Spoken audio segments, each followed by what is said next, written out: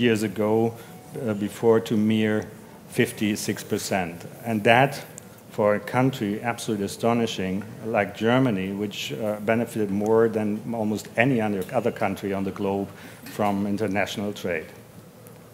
So this especially convinced us that something new is needed to be done to renew the appeal of trade and maybe the organization, the way how we handle it. And as we have put it on another occasion, a new offensive is needed, a new approach. And so if so many people doubt the benefits of trade, something in the mechanics might be wrong, might be not working as it should. Hence, we put together clever thinkers and experienced practitioners, diplomats, and people who simply know the system from all over the world in order to reflect on the future of global trade governance. And we put a particular emphasis, obviously, on the WTO and what it would take to kind of improve their position and the way how it works and functions. And there are a number of questions we covered, or we tried to cover or touch. So, like, where can the functioning of the multilateral trade system be improved so as to deliver better results? How can deadlocks be overcome in mutual interest? What kind of update, and finally, would be needed to be installed in order to fix some of these issues? These all are big questions, really big questions we put to the members of our high-level board of experts of the future of world trade governance. I'm learning that. We want to identify both feasible and realistic policy options based on the current institutions. The board took up its activities in May this year, and we have reached to kind of a crucial point in our discussions. Our thoughts are summarized in an interim report. I see it over there. You basically should have it. If you don't have it, futuretradegovernance.org, one word, is the place where you can download it if you lose it here somewhere. Our thoughts are kind of summarized in this interim report, which Bernard has authored. And before pressing ahead to a final report, we wanted to engage in a discussion and a broader discussion with you and to take on board as many suggestions and good hints and advice to make the final product as good as we can. That is what today's session is about. Once we have that, we will work on that, and Bernard, we're looking forward that we have this thing in early next year up and final. And about today's sessions, Hector and Bernard and Hector Torres, who is with us now, great. We'll go more in depth on the recommendations of the board, and they will be then challenged by three distinguished commentators, starting, and I will just introduce now very quickly from my very right. Taeho Park is currently president of Lee & Koo Global Commerce Institute in Korea, and professor emeritus of Seoul National University, but he also served as Minister of Trade for the Korean government between 2011 and 2013, and I think that was the time when they kind of signed a deal, a trade deal between Korea and the US, so he knows how things can be done, that they work. We have Carlos Primo Braga. I don't have to introduce him to you, I guess. He's now adjunct professor at Fundação Dom Carvalho in Brazil. But he long time ago enjoyed Lake Geneva and IMD Lausanne, and before that he was also the director of the Avion Group over there, but a long time high senior official at World Bank for Europe. Bernard Hoekman, who serves as the chair of our expert group, is professor and director of the global economics at Robert Schuman Center for Advanced Studies at the European University Institute in Florence, another nice place, in Italy. But prior to that, also he had the burden of being a high World Bank official but he survived. On my left, Douglas Lippoldt is chief trade economist at Hsbc in London. He's American. And as an American, he lived in Paris, not a bad place either, for more than 20 years prior, and worked at OECD prior to joining HSBC. And before that, he was part of the Minister of Labor, or Department of Labor for the US government. And last but not least, Hector Torres, who is a senior fellow on the Center for International Governance Innovation, and a Canadian one. But you may also know him for being a long-standing executive director at the International Monetary Fund for a country group, both headed by Argentina, if I'm right, as well as Brazil. I was alternate for Brazil. Yeah. And you did that until the beginning of this year, if I'm right? Until March so, yes, you see a distinguished panel. We would start off with usually with Bernard kind of giving us an umbrella, but as Hector is joining us, and he's joining us basically from the other side of the fence, where they're working hard, I'd like to give him a 3-minute and us the opportunity to kind of get a 3-minute idea of what is going on the other side. That might be interesting because he's joining that discussion. Hector, what is going on there? Well, the meeting started, the last meeting, hopefully, of heads of delegation started at 2:30, and there were, at that time, still, and I hope there is, the possibility to approve a short, crisp declaration stating, I would say, restating forcefully support for the WTO from all members, of course, support for the rules-based system, reinforcing all the principles that are in the foundation of the WTO, and simple as it seems, there was quite a discussion on that. There are many sensitivities that are difficult to explain outside the small group of trade negotiators about words that seem to be very simple, as accepting that this is a multilateral system. The word multilateral creates irritations in, I don't want to point names, but you can imagine. Also rules-based, they don't like it. On the other hand, you have countries on the other side of the spectrum, exactly on the other side, maybe as inflexible, that want strong wording on development issues, kind of special and differential treatment, and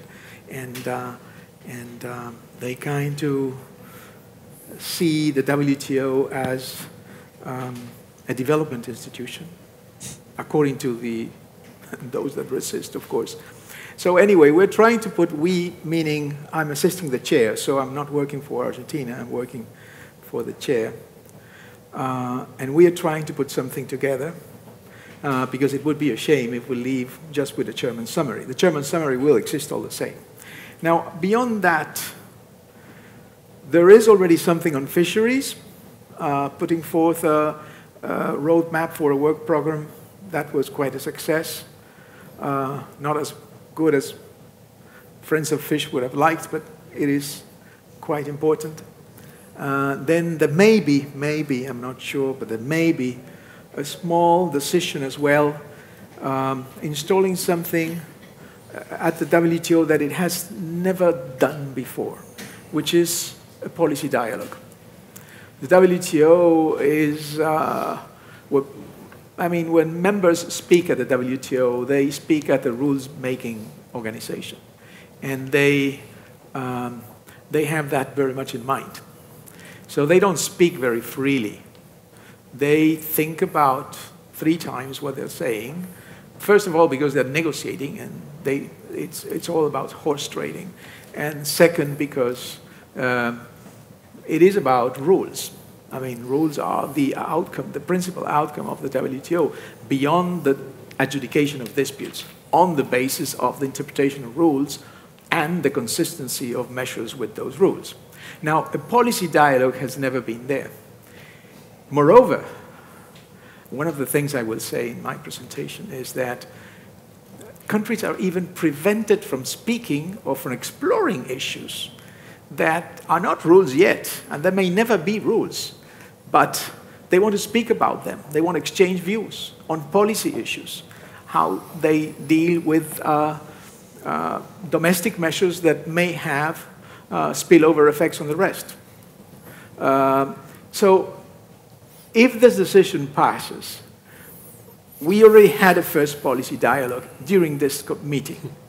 And policy dialogues will be part of the business, the regular business of the WTO. When I speak about policy dialogues, I speak about dialogues that are ring-fenced from being used as a platform for negotiations, dialogues that most probably will take place under Chatham House rules, dialogues in which policymakers, either directly or through the representatives in Geneva, will exchange views on challenges and opportunities that they have in front of them. And by exchanging these views, hopefully they will help others make the right policy choices, or the policy choices that may have less spillover effects or more beneficial spillover effects. So it's all about promoting coherence in trade policy making. So if we can get this, it will be important. There may be, but I'm not very sure, something on agriculture, short work program, but I'm not sure of that. They were still negotiating. So formally, that is it. Now, as we will see in the panel, there's big, large, I would say, differences between countries on issues that are central to the working practices of the WTO. Thank you very much, Hector, for this direct kind of idea of what is going on there. I'd like now to give the floor to Bernard to just bring us in our future global trade governance initiative here. It's a lot to do with policy dialogue, I would say. So in this case, this is promising, what you just said. Yes, indeed. And Bernard, start us off. Good. So thank you all for coming. I know it's the third day. We're reaching diminishing returns. So I'm glad to see that some people are still interested. I have a presentation somewhere. The other way. The other way? The right one. Yeah. Go on. Yeah, next one. Next one. No, these are just names. These are just names. Here we come. Ah, okay. Okay, good. So what I'm going to speak to is essentially my take, a personal take on the discussions we've been having in this group. This is all, as Andreas said, it's an ongoing process. We've had a number of meetings, discussions. The idea is to distill a lot of this into a much more detailed and analytical-based report on the topic. But just to quickly take you through some of the discussions we've had, I'm going to skip over the beginning quite rapidly. We all know where we are. We know what the recent trends have been and the recent developments. And there is this question, is the creation of the WTO going to be the high watermark for multilateral trade cooperation and the global trade regime? And we all know the reasons for that. We've had the 2008 crisis and its aftermath. We've had the opposition to globalization, the globalization backlash, the China shock reaction in the United States.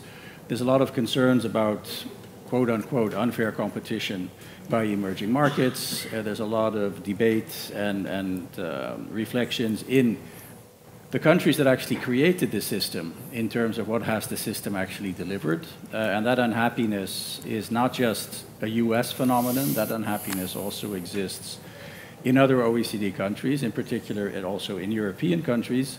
The triggers for that are very different. The political dynamics for them are also different, but the end result is rather similar, where we have a lot of an increasing focus on populist politics that are saying essentially globalization is bad, and that is leading to a reaction in terms of policy pressures to do more to kind of hold back the tide. And then if you look at the European Union, I didn't want to pick on the United States here, you know, there are calls for a buy European procurement rules, right? So there are some European politicians who are quite enamored by the Buy American Act and saying, well, we should be doing something similar, and clearly there's an increasing focus on defending core values of the European Union as reflected in the Lisbon Treaty.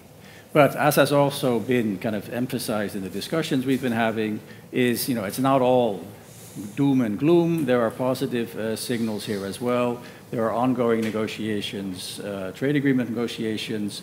So we have the EU with Japan. We have the Canada trade agreement, despite the opposition that existed in the European Union. We have the TPP 11 moving forward. We have regional integration moving forward in Africa. We have a lot of things happening that are still revolving around the negotiation of common rules and discipline. So in that sense, it's not that there's no appetite among governments to actually pursue trade agreements. And in the WTO context, more narrowly, of course, we have the Trade Facilitation Agreement, we have the Information Technology Agreement expansion. And so I think those are all positive things to point to. At the same time, we have the globalization backlash, and I think everybody under the sun, I think, who has thought about this, comes to the conclusion that this is really something that has to do with appropriate domestic policies to deal with the types of adjustment costs that are created by globalization, and also the fact that this is a rather unique kind of time period for the world economy, because a lot of that adjustment is associated with the reintegration of a very large economy, right? So that, in a sense, can be seen as a one-time shock. Maybe at some point in time we'll have another somewhat smaller shock when India pursues the same route. So far we haven't really seen that happening. But the point of that is that a lot of the kind of adjustment pressures that are associated with globalization, with deeper integration, the WTO becomes the fall guy for a lot of the populist politics. Right now, I think it's interesting to know that it's not the WTO per se, it's kind of trade agreements that have become the target for a lot of the opposition to further deepening of trade integration.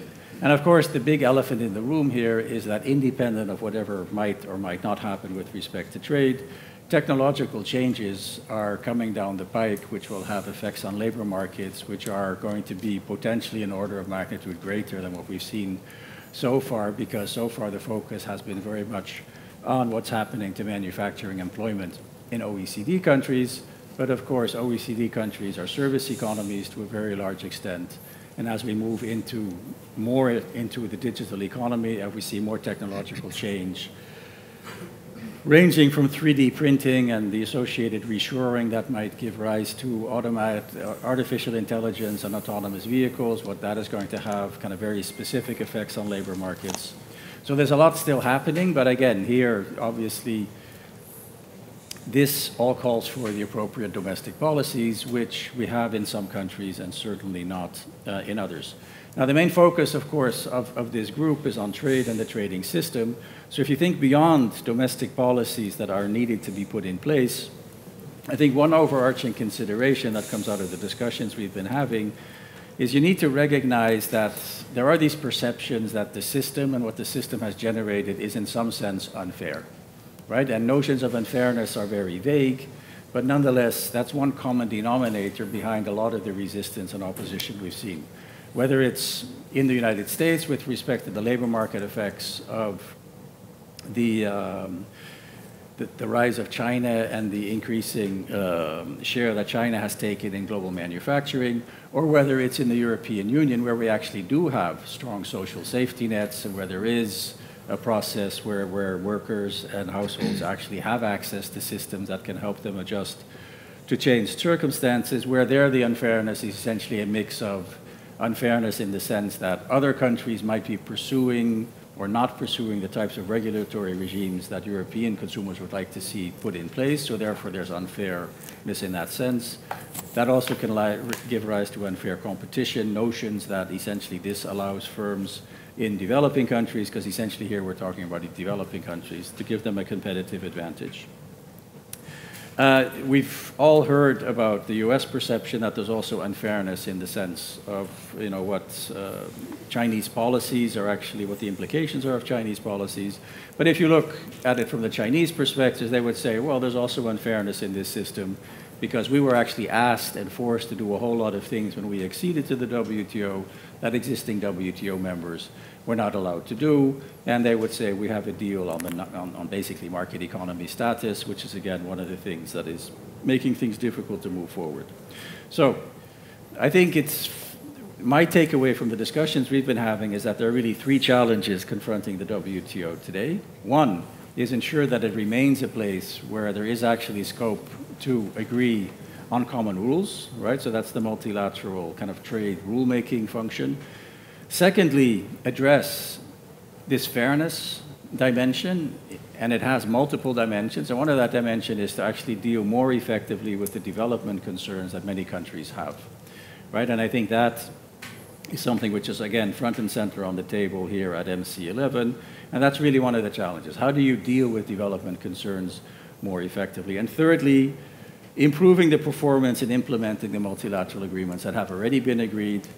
That includes an effective dispute settlement mechanism. So those are kind of the three tacks on which we are moving forward in terms of our discussions.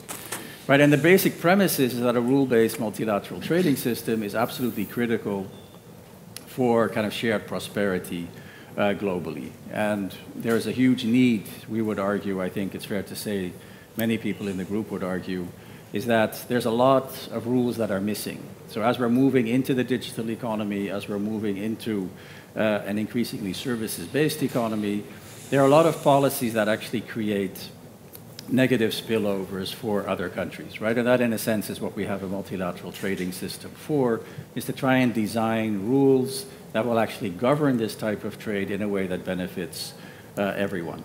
And that better trade governance, I think we would argue, calls for deeper cooperation, not less cooperation. And that means inherently we're going to have to confront the issue that domestic regulation is really where the action is at, and that differences in domestic regulation are creating costs for firms, but differences in regulation might also be impeding the realization of regulatory objectives, right? So this is a complicated agenda, but I think there's a sense that we really need to push forward in deepening cooperation, both to lower trade costs, so to do what the trading system is really designed to do, but also that has to be then twisted in a way that we also kind of do that in a way that we attain regulatory objectives more efficiently, right? So we need to kind of rethink how can trade actually help achieve regulatory objectives. And again, that's important to deal with at least some of the dimensions of this unfairness perception that people have. One of the problems that has been identified by the group, and that's been a lot of discussion about, and Hector is going to talk about this more, is essentially the working practices that have been adopted by the organization are in a sense helping to hold the organization back, right? So one example of that would be the abuse of consensus to actually preclude even a discussion on topics, or to prevent a topic from actually being put on the agenda for discussion, right? So that's one working practice where clearly consensus has been extremely valuable and is extremely important for the organization in terms of adopting rules once rules get negotiated so that everybody feels comfortable with them and can say, no, we don't think this is going to work for us. But there is a strong perception in our group that it's being abused in terms of the standard day-to-day operations of the WTO. A second dimension of this working practice problem is the continued insistence by many developing countries on what I've called here old-style special and differential treatment, which is basically the argument being made. So we have agreed something in the past, and we don't feel that that has been actually implemented in an effective way. We don't think we're getting what we thought we were going to get in terms of what was agreed in the past. And then a third challenge, and this is really the development challenge, right? So how do you actually ensure greater relevance in terms of economic development?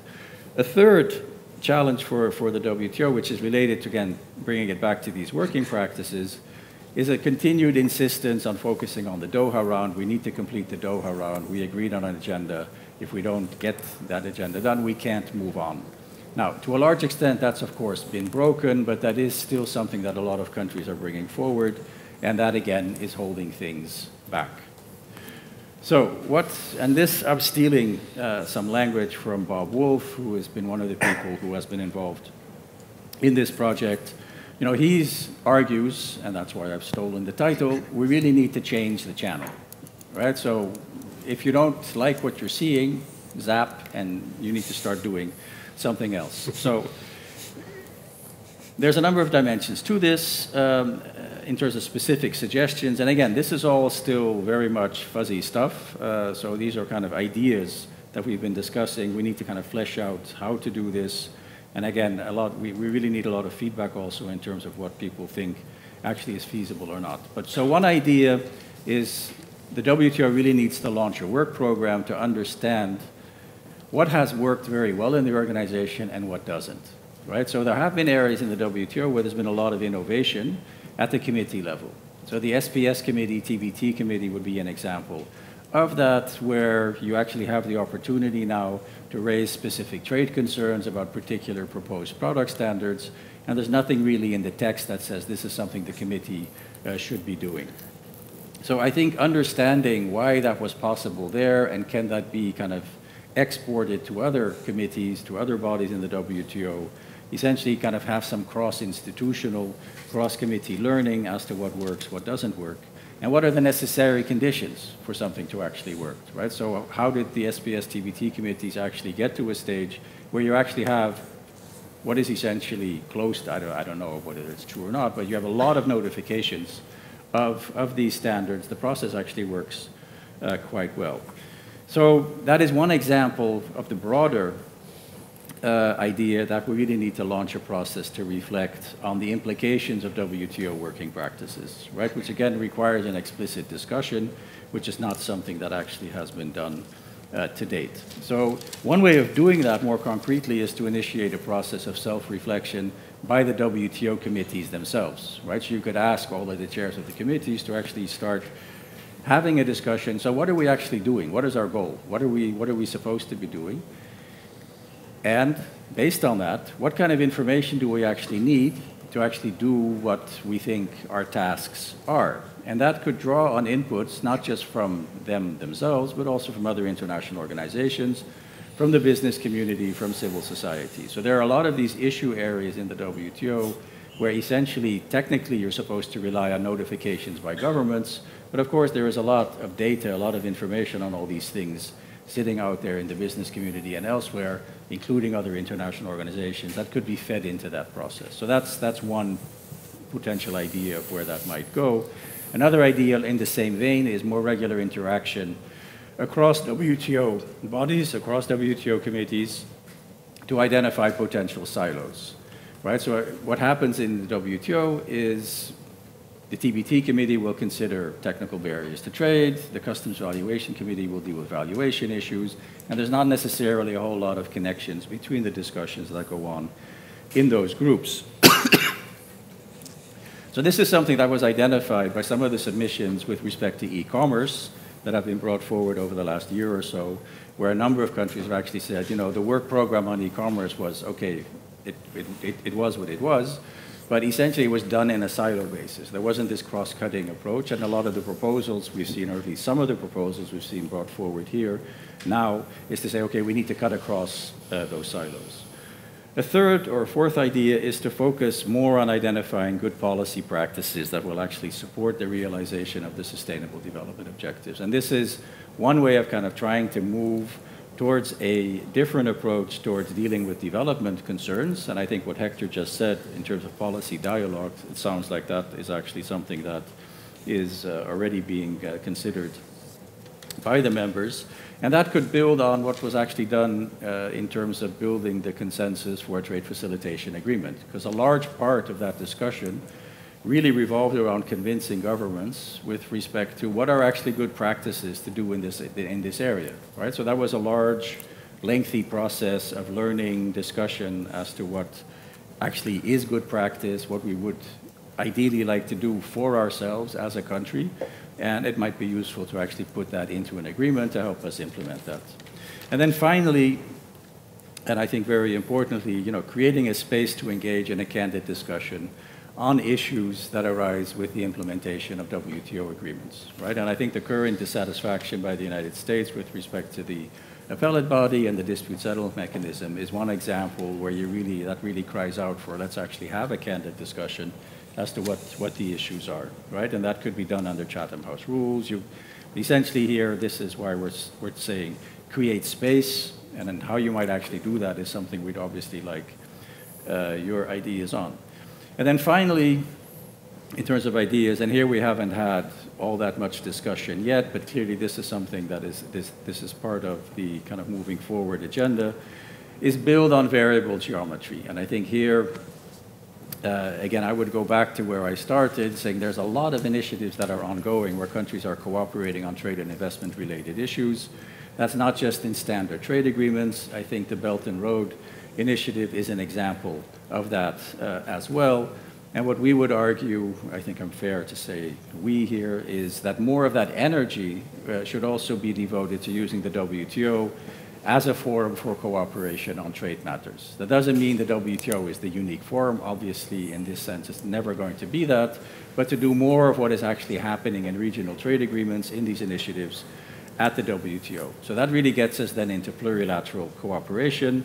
The easiest way to pursue that is through a critical mass type of an approach, which doesn't need to be limited to tariffs. You can do that on regulatory types of issues as well, although that is of course more complicated to implement. But we're not going to be calling for negotiations. I think the time is not ripe for negotiations on a lot of these issues. But it really goes back to this dialogue. We really need to start with being able to have a candid discussion, deliberation on particular policy issues that at least a sufficient number of countries feel this is something where we need to actually have potentially agree on ways of cooperating.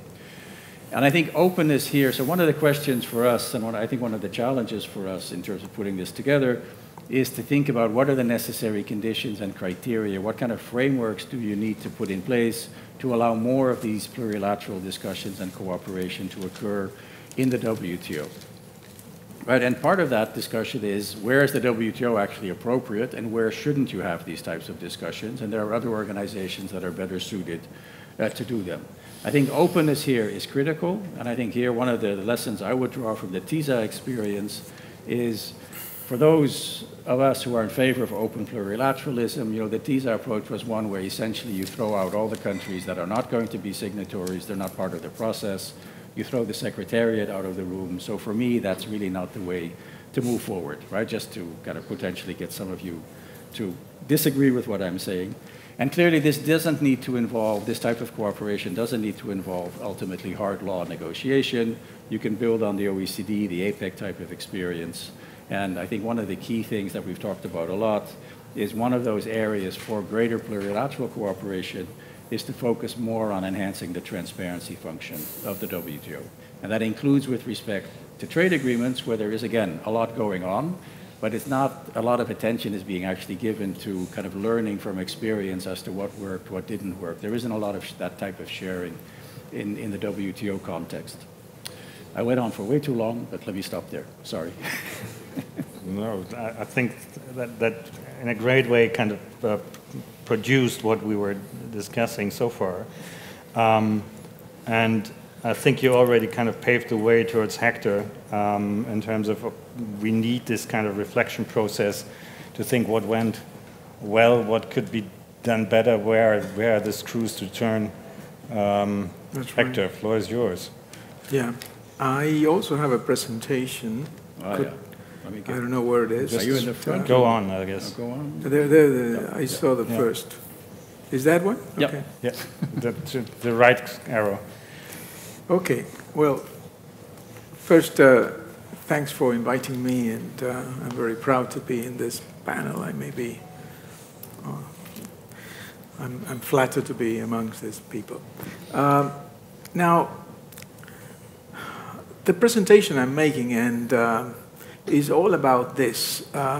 Why do we want to wire a learning culture into the WTO? What the difference? What kind of difference are we expecting by wiring into a learning culture, into the WTO learning culture?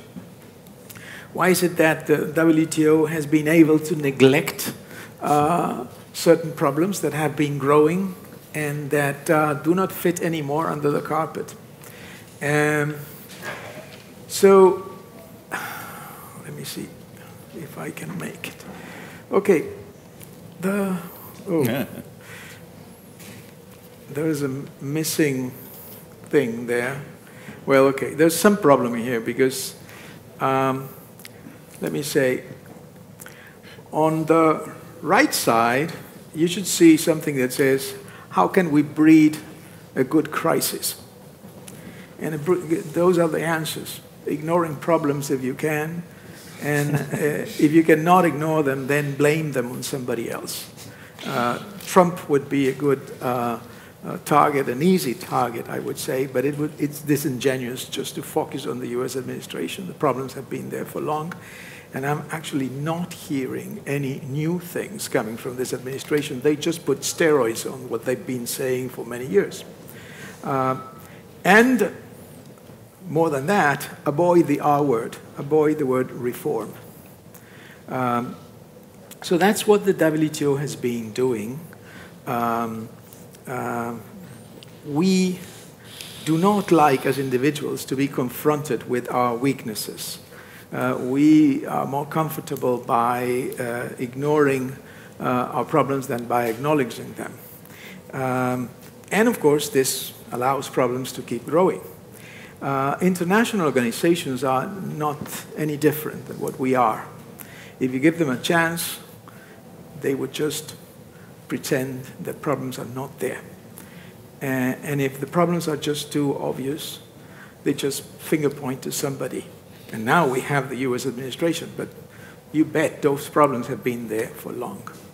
I will address some of those problems. And eventually this drags you into a crisis. Now, if we could wire into a learning culture into the organization, we would not need for a wake-up crisis, and the wake-up crisis is just there around the corner. I've been working at the IMF for some years. I've been working at the WTO as well for many years. And the IMF and, for instance, the World Bank have independent evaluation offices. And I'm sure Hsbc has independent evaluation offices as well. It is not something that these two organizations invented. These are policy watchdogs. They're not audits. They're policy watchdogs that scrutinize performance and force the executive boards of the IMF and the World Bank, two organizations I'm rather familiar with, to look at the problems that they would prefer to ignore and to consider reforms that they do not like to approve or undertake. Not that they always choose to do the right reforms, but there's something that that you get rid of. You get rid of taboos. There are no taboos. There are no taboo issues. At the WTO, there are taboo issues. Taboos, issues that you cannot discuss. And I will illustrate this with two issues now, two of those taboos. The reports that are produced by these policy watchdogs are bold, candid, and they contain recommendations. They identify problems, of course, and they contain recommendations. Nobody is obliged to approve those recommendations. You just have to discuss about the problems, and you're forced to consider the recommendations. Now, this forces the leaders and the members of those organizations out from their comfort zones. And it confronts them with inconvenient truth. The WTO has been able to avoid this because it has no watchdog. So there's no whistleblower. If you have a whistleblower, there's another thing. You have somebody to blame, which is the guy that blew the whistle. And so the reformers have less on their shoulders because somebody is putting the issue on the table and forcing the leaders or the executive boards in this case, or would be the general counsel at the WTO, to look at that. And it paves the way for incremental reforms. Believe me, my presentation looks much better than that. I'm very sorry that we got in that format. Anyway. Rules and standards between PowerPoint and others. So. I really don't understand. Anyway, so what is evaluation good for? Well, in a paper that I recently published with CG, the Center for International Governance Innovation, which is Canada's most important think tank, I argued that an independent evaluator, if the WTO had an independent evaluator, countries would have been forced time before this incoming crisis, or this crisis that hopefully we will push for a few months more, to consider some working practices that are deeply dysfunctional at the WTO. And these are two taboo issues that I illustrate in that publication. One is a fossilized special and differential treatment.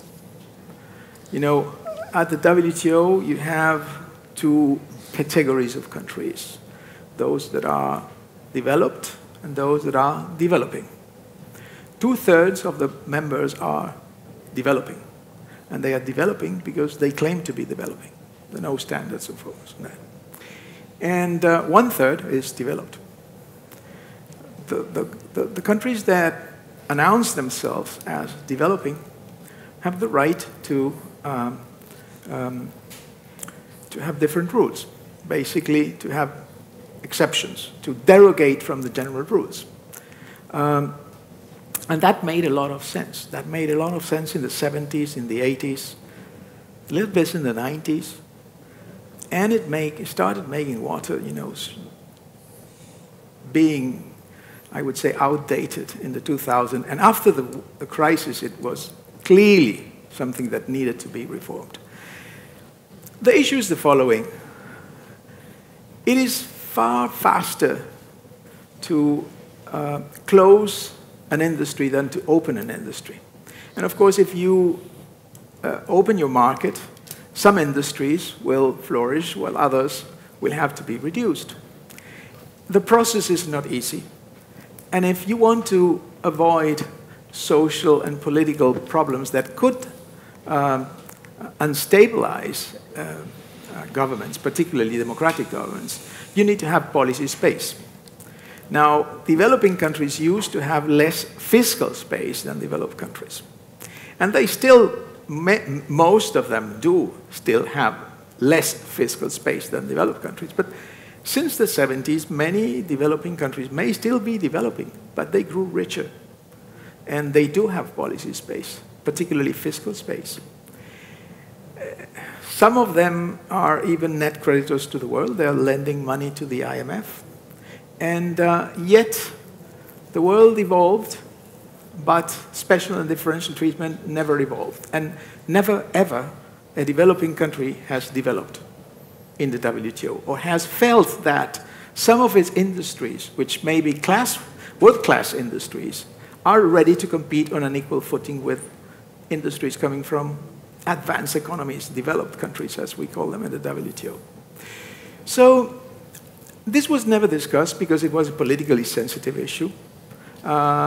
If you try to say, well, maybe, guys, not everybody needs this derogation from general rules, then you are kind of sacrilege. There's a taboo. You don't want to discuss that. So during the Doha round, which was a developing round, the developed countries didn't address this, and nobody wanted to address this problem. But they said, we have these 5 sectors, and these 5 sectors we want full liberalization on an equal footing, at least for the big emerging markets. We want the big emerging markets to undertake commitments on an equal footing. Well, that killed the round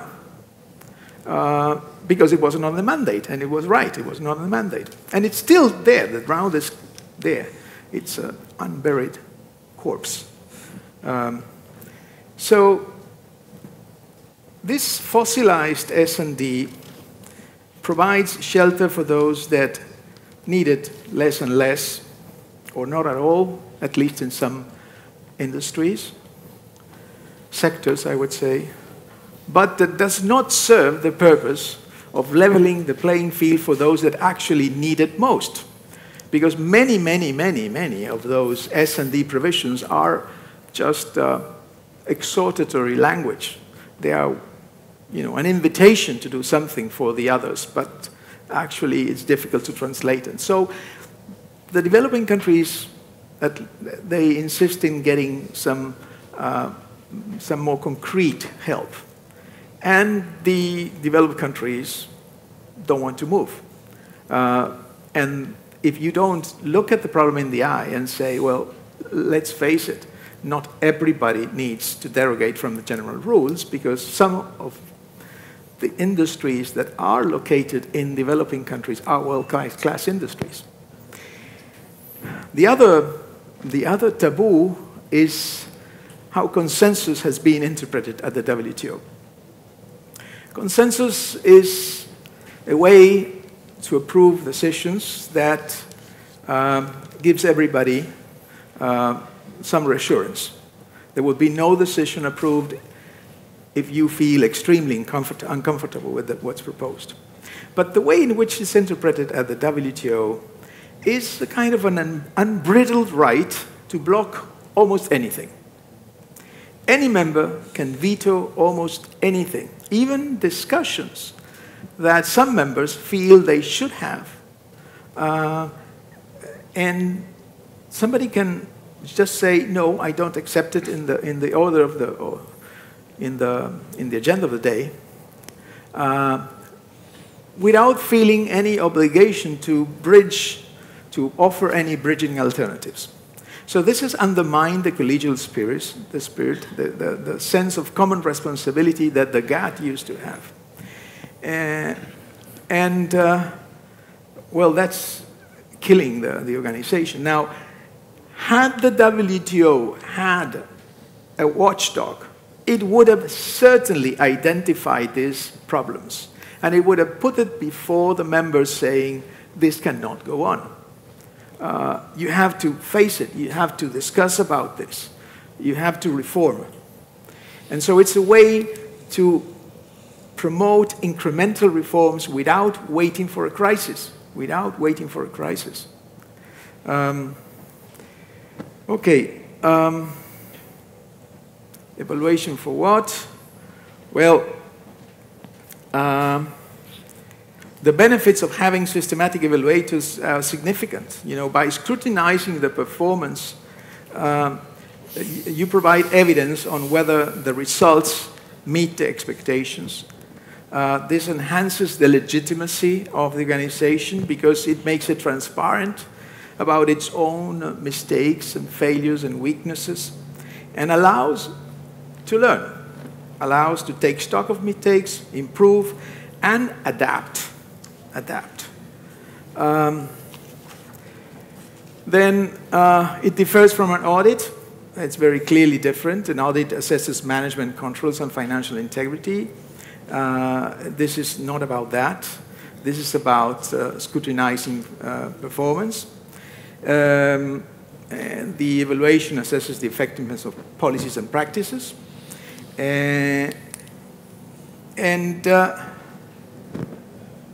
Who could be evaluated? That's a question. Many, when I raise this, say, do you pretend that this independent evaluator is going to come and say, your measure is inconsistent with your obligation? No, that's not the point.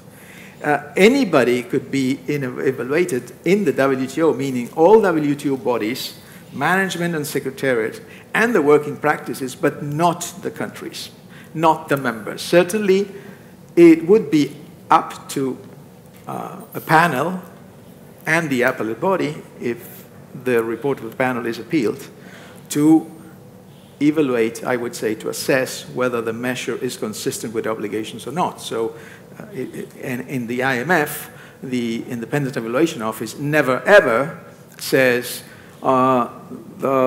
this guy, this country has, for instance, multi-currency practices, which is something banned. They would never say such a thing. They would look at how the organization works and look at whether it is meeting its objectives or not, and whether it could do things better. So I'm getting to the end. Now, this, on the other side, you would see if this was correct, who could be chairing, who should be chairing or conducting this policy watchdogs. Well, you need somebody, of course, with more integrity and independence. You need somebody that should be familiar with the organization, in this case with the WTO, but not part of the WTO family. It should not be under the direction of the Director General. It could be somebody that used to work at it there, or an ambassador, or somebody that's very familiar, but it should be somebody that is disassociated from the organization, clearly, to ensure independence. And let me tell you, they have very small budgets, because if you're thinking, where is the money coming out from? The budget of the Independent Evaluation Office at the IMF is 0.7% of the budget of the operative budget of the IMF. I'm not counting the loans that the IMF makes. And the budget of the Independent Evaluation Group at the World Bank, which is bigger, of course, is about 1% of the operative budget of the World Bank. Well, there was one more there, but anyway, let me conclude by bringing some highlights. International organizations only learn when they are forced out from their comfort zones. The WTO has not been forced out from the comfort zone. Facing problems is uncomfortable, but procrastination comes at a much higher cost. Facing problems, of course, is not equal to fixing problems, but addressing problems is the first step.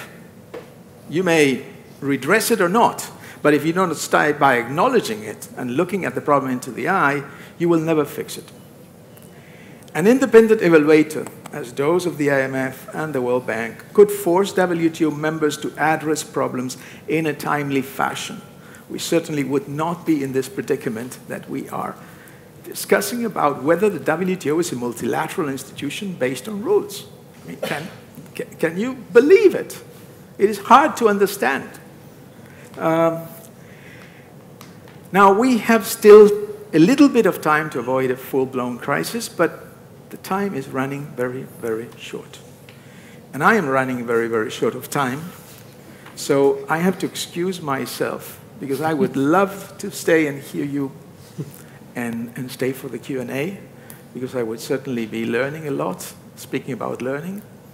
But I believe I will have to leave earlier than what I would like to. So thank you very much for your patience. Thank you very much, Hector. So if you leave us, Thank you. I wish you all the best to fix it over there. Yes. Yeah? Okay. Thank you very much. Professor Bark, we would now enter our commentary phase. As you see, time is progressing. I'd like to ask you politely, all the commentators, to kind of keep a short time, in a short time frame. I'm sure you will be able. Professor Bark. Yes, thank you very much for the invitation. And I want to be very brief. I don't disagree with all the stuff this report says and presentation by Bernard and Mr. Torres.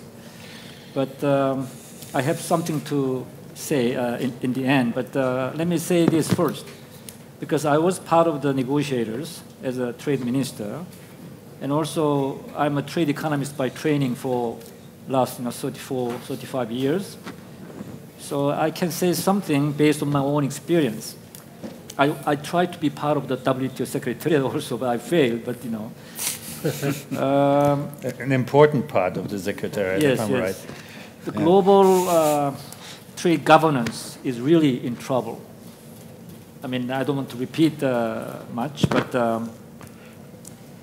MC11, I heard from Hector. Also, I heard from my ambassador in Geneva, here in Buenos Aires. They are not really producing anything special, or they are just continuing discussions they had in Geneva. Why do you move to Buenos Aires by paying so much money and wasting a lot of resources. So I think they are in deep trouble. And I think it's about time to consider really suspending the negotiations. It depends on the result. After today or tomorrow, there will be some news, something going on. But don't pretend that they are producing something. So maybe we have to raise the sense of urgency. I mean, Pascal Lamy did once some time ago. But I think we have to give some outside shocks or inside shocks, whatever. They are in trouble. Okay. And so I heard from Bernard and Torres, evaluation, you produce some results and you learn something and try to find the solutions. That's fine. And independent study or independent watchdog, that's fine. But you already mentioned about consensus. If you want to do independent evaluators, you need a consensus from the beginning. Otherwise, this kind of report, how can we reflect this report to the real life of the WTO members? And WTO is member-driven and consensus-based, all kinds of things. So we have to be very careful from the beginning. So in other words, we have many, many good ideas, many reports, including this one. So maybe there are no new ideas under this heaven because we have been discussing for such a long time. So what I'm suggesting is this. We have to form, he said independent evaluators, whatever, we have to form a special commission from the outset using the consensus-based mandate from the members. I mean, they have to confess that, we are in trouble. So we want to do this kind of, objective evaluation. But who will do this? Let them design first. Let them design, including experts, but also I want to include some members too, so-called representing members, maybe 20, 15, which are maintaining rather neutral positions regardless of regarding the issues they are discussing. So in any case, some members, and then some experts, they can choose by the recommendation from the members. And also, they want to include some secretariat. This is my just, illustrative idea. We form the task force. Give them 6 months or one year or so. You come up with the recommendations, but you have to critically evaluate, all kinds of things we discussed, and then produce them. Take it or not, it depends on them too. So I think, thorough evaluation is needed. This is really so. Maybe I was actually describing this recommendation in the past. Somebody means maybe middle power countries or middle countries consisting of 15 or 20 countries, excluding China, United States, EU big countries. They can come up with some kind of revised version of Doha Round agenda. So in other words, to the developing countries, many developing countries, it looked like a Doha Round agenda. For the other countries, it looked like a revised agenda or new round. So I mean, this task force can come up with some kind of idea, including some approaches for the new in the future, like Bernard talked about the plurilateral, kind of discussion with openness. They can talk about that kind of thing within the task force. Last point I want to make is you want to do it. But at the same time, another track WTO members can do with Secretariat, you have to do so-called trust-gaining efforts. WTO is doing something, not negotiations, but we want to help developing countries, or we want to make TPR more effective. This kind of thing is weakening. We have to do something. And especially for developing countries, Bernard mentioned also for developing countries is very successful outcome was trade facilitation agreement, for example. And it is agreed by all members, and we really want to help developing countries by matching the fund and the developing countries. WTO can do some roles in matching the aid for trade funding to the specific need of developing countries. We can do that kind of thing. Then maybe developing countries say WTO is working for us. I mean, this is another area. And of course, we have to normalize as early as possible the selection process of vacant members of appellate body, so that we can still maintain the credibility of the WTO dispute settlement function. And TPR I already mentioned. And also, WTO is doing a pretty good job on public policy seminars, public seminars, by inviting NGOs, things like that.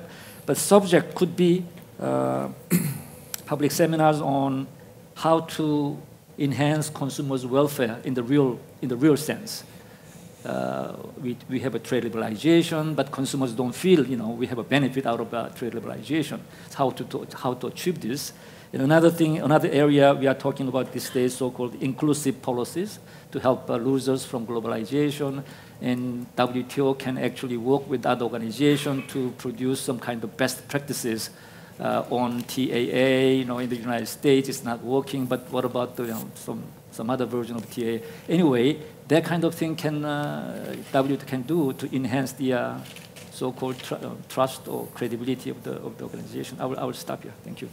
Thank you, Professor Mark. So acknowledging that there's something wrong, taking a time out, and building a jack in institutions or rounds for discussion. I think that is a very interesting one, especially also your idea of coming up with a slim Doha to whatever new approach suitable. Yeah, it's food for thought. Carlos Braga.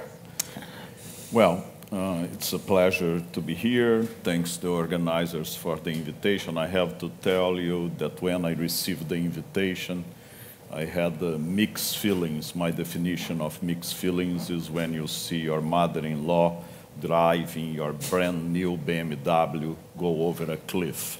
So because this is my third seminar on the topic of governance, and I said, what can I tell that that you guys have not already heard. But it was quite interesting to see the ideas that have been raised here. Some of these ideas, no surprise, since Bernard is a co-editor, are in this book. Some of you were yesterday when we launched it. But let me just comment on 3 points that I think are quite important when we think about governance at this moment. The first point is that let's not bullshit ourselves. The system is in crisis, okay? It's not something that we have seen before. It's getting to a point that it's really dangerous, because the credibility of the system is being called into question.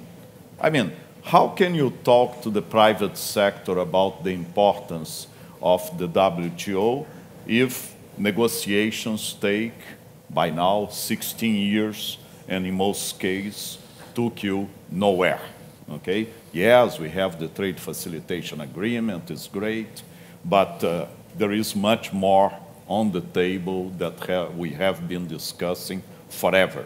So I fully agree with your proposition. Let's call reality and say, yes, Doha is dead. That's the reality. Let's focus on a subset of questions that we can move on. And in one of the recommendations of the committee that Bernard and Hector Torres have been working, this question of plurilateral agreements, variable geometry, I strongly believe is the way of the future. You said that there is nothing new under the sun. Yes, well, the Avian Group, when I was the director, we did a report exactly along these lines for the new DG. If it were you, we would have given to you. We gave to Roberto Azevedo. I don't think he even read it, but it doesn't matter, okay? Send it to me. Yeah, too late now. But anyhow, yes, some of these ideas make a lot of sense, but we need a sense of urgency, because one of the things my sins worked, and I have an extreme admiration for the WTO Secretariat, for the institution, and as a World Bank official, I was the senior trade representative in Europe for many years, and later as director of Europe, also responsible for the relations with the WTO. And no doubt, there is lots of good things being done, but there is one thing that I always mention to ambassadors, this sense of complacency, in the following sense. In 2005, I wrote a piece, not even my mother read it, but it was a piece about the crisis of the system. This was immediately before the Hong Kong ministerial. And I said that there were three ways to think about this crisis. One, which is what, let's say, those that share this sense of complacency always would tell me, don't worry, things here take time, but we'll get there. I don't know if you were yesterday in the presentation of Rufus Yerkes, and he made a very interesting point. That he said his students nowadays, he also teaches, ask him, what should I do in terms of career to work with the multilateral trade system? Should I be a lawyer? Should I be an economist? Should I be an international affairs person? And he said, well, the right profession is to be a geologist, because things take millennia for you to have some results, but then when time is right, you're gonna have diamonds coming from coal. Fine. I agree that things are complicated, things take time, but the reality is that there is a limit to this. And I think we have reached the limit, because then the second point that I was going to make, unfortunately, Hector is not here, but I'm sure Bernard, Andreas, all of you will convey to him. I think he's totally wrong when he says, what we are hearing today, we have been hearing forever. Yes, many of these things are topics that we have been hearing forever. But there is a big difference when you have the most influential country in the multilateral trade system, the country that was the main architect of this system as we see it today, to have an administration. Just read the inaugural speech of Mr. Trump, where he basically says protectionism is good for you. And that's what we should do. And our country should do this. So it's a very different proposition. It's, of course, some of the complaints now on asteroids, the concern with China, but there is a new attitude that, to, let's say, summarize the situation and the implications for trade negotiations, is that since 1934, the United States had been pushing for trade liberalization under reciprocity. But reciprocity was what we, in economist lingo, call first difference reciprocity. So it's reciprocity at the margin. So what you are going to give from a mercantilistic point of view in a trade negotiation, you expect a matching movement from your partners. And then you use MFN to make everybody benefit from this trade liberalization. Now, the United States, if you read not only Lighthizer, but several documents also from the Department of Commerce, has moved away from first-degree reciprocity to full-fledged reciprocity. So the idea that market access that the United States offers to you has to be similar to what Korea, Brazil, Argentina, whoever provides to American economic actors. This is a very different ballgame. And if on top of that you believe that protectionism is good for you, you have to ask what role the multilateral trade system is going to play. So, So much for pessimism. I'm a strong believer on what Ran Emanuel once said. You never want a serious crisis to go to waste. You remember Ran Emanuel was the chief of cabinet of Barack Obama. He said this in November 2008. So this is the moment to try to rethink what we are going to do next. I'm not too optimistic with respect to the next 4 years for a very simple reason. It's a very different attitude towards the multilateral trade system that we have from the country that has exerted leadership in the past. I'm not saying that they didn't have self-interest. Of course they had self-interest, but they were willing to consider the global public good embedded in this system. Nowadays, this is totally out of the window. Who could lead? I don't see China stepping in at this point in time. Yes, China is already the main trader from an export point of view in the world, has a strong interest in the system, but at least for what I have seen in terms of the Doha negotiations, China continues to play the role of a recently acceded member and also claiming, which is true, that during the accession procedures, many things were required from China that were not required from other countries. So it's a difficult balance. The European Union is totally consumed with Brexit and with a very important negotiation with Mercosur countries. This is a joke. But it's not going to take leadership at this point in time. So, should we take stock? Should we put a committee to rethink what can be done? I don't know. I simply don't know. I had the experience, for instance, when I was in the World Bank, there was the so-called Zedillo Commission, more or less along the lines, if I understood what you were suggesting, Professor Taeho. What this commission did, this was the ex-president of Mexico and a series of experts that evaluated the activities of the World Bank. And the World Bank, as Hector Torres pointed out, has the independent evaluation group with, I don't know, 100 staff members doing very good work. Would this help? Maybe. It will depend a lot on how the members are going to react to this.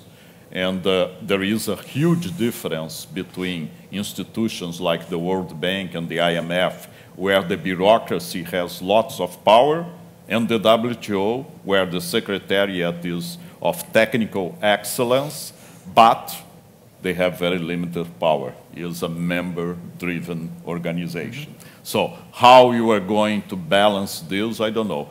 But my only point is that I think the ideas that Bernard shared with us, there is lots of food for thought there. I think the moment is exactly to try to build upon these ideas. If you ask me, are you optimist? No, but definitely we need to do something. Thank you. Thank you, Carlos. Now, I'd like to follow up with one thing. Is Trump the bitter medicine against complacency the system needs? Succinctly put. Douglas, yours. Okay. Well, frankly, it's maybe a function of my training under the tutelage of Carlos, but I'm a natural trade optimist, and normally I would like to think that nations would act in their own narrow self-interest, at least. And here, that is best achieved, as a trade economist, we know, by collective action. But sadly, just today, HSBC published its list of the top 10 risks for the economy in 2018, and I had to write my section on potential for disruption in trade, which was a painful thing, one against my natural optimism. It's not my central case. I mean, I'd like to see, there's some low-hanging fruit here. TPP is not too far off. I think it's there's good prospects for that, and let's see what happens with the declaration this afternoon. But there's no denying we're in stressful times. There's dysfunction in the international economic institutions. There was a colleague of mine at Hsbc, Stephen King, just wrote a book called Grave New World. And it provides an interesting diagnostic look at the international economy, highlighting the slow pace of growth, low inflation, increasing income inequality, technological disruption to labor markets, lagging social mobility.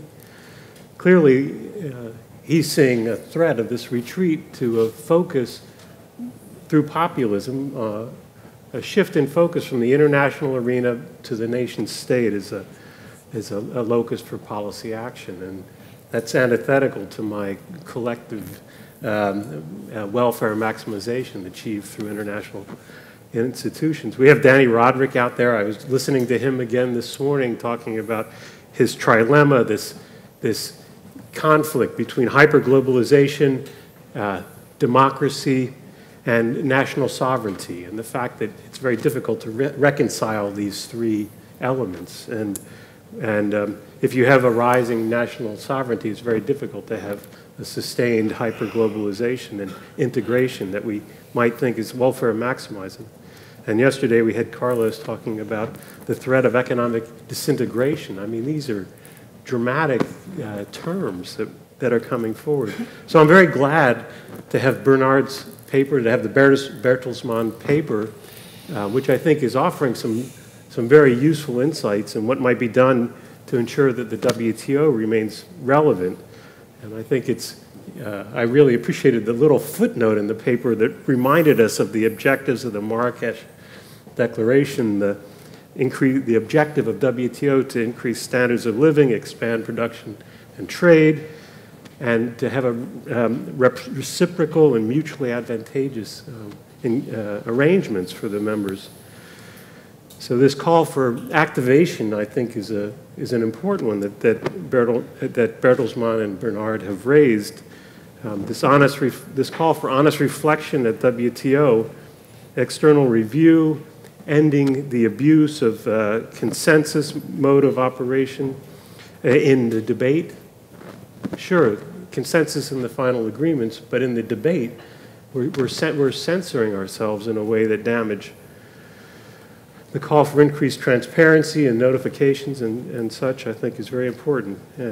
Making the WTO a space for reflection is important. So we've got these challenges, and I think in the face of this, we need to reinforce the resilience of the institution. We need to maintain this focus on global scope for trade policy formation and to reinforce the adaptability of the institution to deal with these issues. I like the idea of variable geometry. We have this global framework at the multilateral trading system based on non-discrimination, reciprocity, transparency, and notification, the safety values, in other words, the ability of nation states to take into account national health or moral issues or whatever. Sure. And then plurilaterals on top with opt-in, the trade facilitation agreement. I fully agree with the assessment in the paper as being an innovative approach that shows a way forward. And then preferential trading arrangements to go beyond. Now, I have two suggestions maybe to tweak this. And one is I think it's very important that we find a way to permit the private sector stakeholders to engage in the process. And this came up yesterday. I raised it in the book launch. We have in OECD, for example, a channel for business through the Business Industry Advisory Committee or for labor through the Trade Union Advisory Council to provide input to policymakers at the OECD and also to the Secretariat. They're actually part of the Secretariat, these bodies. And I think WTO is sorely missing that. It's this interstate, intergovernmental organization, and it's done better at improving transparency and consulting, but there's not this mechanism built in, and I think would benefit a WTO. So that's the first thing I think that might be considered. The second point I'd like to make is I also am worried about the stress on the staff resources in the WTO. We've got a rising number of dispute settlement cases. We've got the U.S. President's agenda and the U.S. Trade Representative's statement to the Senate Finance Committee in June, where he laid out, on June 21st, where he laid out his view. Both documents refer to U.S. intentions to up the ante in terms of the volume of trade litigation that's launched. You know, is the WTO Secretariat, does it have the adequate resources to deal with this and take on these new functions or this new activation that Bernard and Bertelsmann are laying out? So I would suggest that we may need to revisit that and think about reinforcing the Secretariat at the WTO so that they have adequate resources to take on these sorts of tasks and provide original analytical content to help fuel this discussion going forward. I think the alternative to this sort of activation is greater fragmentation and a return to primacy of nation states in a more exclusive manner in trade policy formation, and a return to this protectionism and economic distortions that we had been, we've spent a better part of the period since World War II undoing. So this is a potential very costly thing, and the increase in uncertainty that it brings with it, I think, can really weigh on the global economy in a way that, okay. Thank you. Yeah. Anyhow, I'm just winding up. I'm just going to say that I think that this uncertainty can be very, very costly and needs to be addressed urgently. I agree with Carlos's point in this. So thank you. Thank you, Douglas. We on the panel, we always have a look now at this clock over there. You see it's ticking down. That is the second clock I've seen. The first countdown ran already out. So we were talking about dialogue here, but we won't have dialogue with you.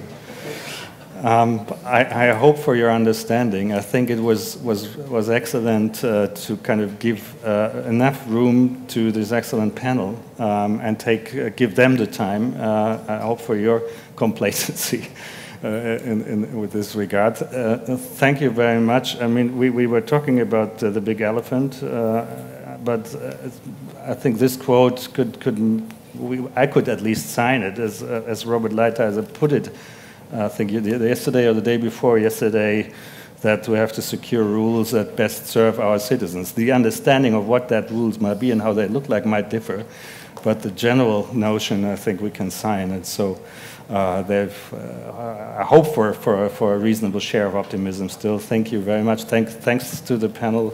And thanks to the valuable insights and comments, we will make best use of it. And thanks for listening. Thank you for the